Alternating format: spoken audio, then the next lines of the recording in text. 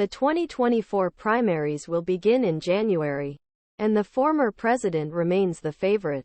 We're less than 2 months away from Iowa caucus, Republicans' first race in 2024 primary, and most of remaining presidential candidates are increasingly focusing their attention, time, money and staff on state. The notable exception is Donald Trump, who remains ahead in polls despite his many legal troubles, all of which he denies. The rest of field is scrambling to prove that GOP voters want someone other than Trump as their nominee. While Iowa Republican Chairman Jeff Kaufmann recently said, Iowa should be choosing next president, the caucus with New Hampshire's primary historically attracts a lot of attention from public and news media because they offer a first look at who's who. Voters want to run for office in the next presidential election. Here's how Republican candidates, including less popular candidates like Ryan Binkley and former Arkansas Gov. Asa Hutchinson, are campaigning in Iowa in the final weeks before the vote.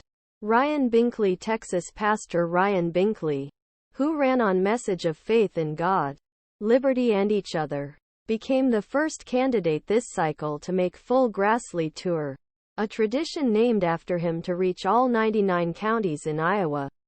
Despite establishing a presence Iowa early in the race, Binkley acknowledged to ABC News October that lack of name recognition remains a hurdle. And now it's time for us to start sharing the message even more.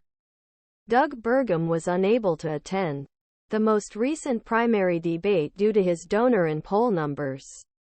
He told ABC News last week that he was still encouraged and wouldn't be leaving anytime soon.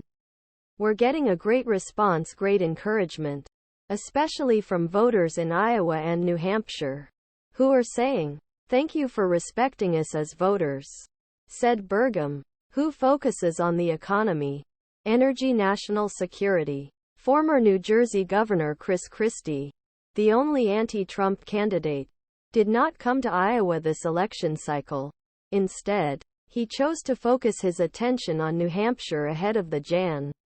23 primary. Florida Governor and U.S. presidential candidate Ron DeSantis speaks at a rally on November 6, 2023 in Des Moines, Iowa. Rachel Mummey of all candidates who have passed through Iowa in the last few months.